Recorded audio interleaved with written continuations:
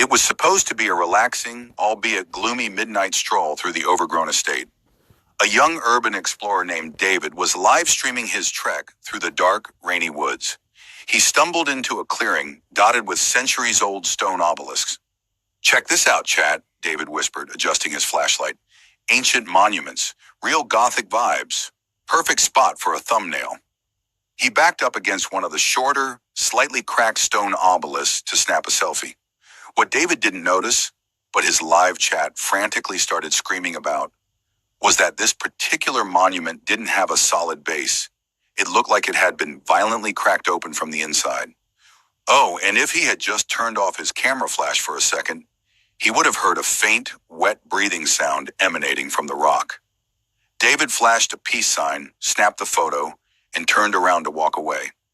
Scritch, scrotch, thud. He stopped. The sound of rapid, heavy, skittering footsteps echoed right behind him. He whipped around, shining his light. Nothing. Just the obelisk.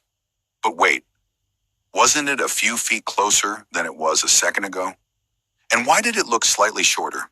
David chuckled nervously. "Wind's playing tricks on me." He turned back toward the trail and took 3 steps. Scuttle, scuttle, scuttle! The noise was right at his heels. He spun around again, and this time he caught it. The bottom half of the heavy stone structure had shattered entirely, and exploding out from the raw, meaty, fleshy interior were 8 grotesque, insectoid spider legs.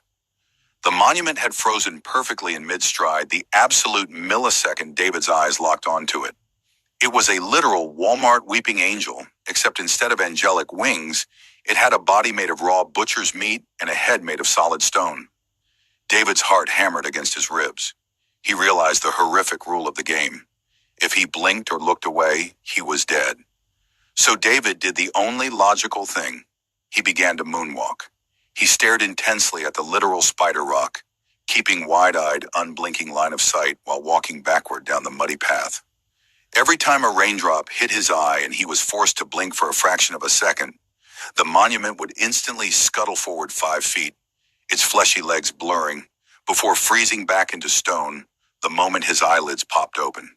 He backed up for a mile, his eyes watering, screaming at his chat for help. Finally, he backed straight onto the grass, where the local groundskeeper was wandering with a giant scythe. Hearing the commotion, the groundskeeper didn't even hesitate. He took one look at the overgrown, parasitic stone abomination, swung his massive scythe, and completely shattered the living monument into a million harmless pebbles. David collapsed into the mud, exhausted, vowing to never look at a statue or take a selfie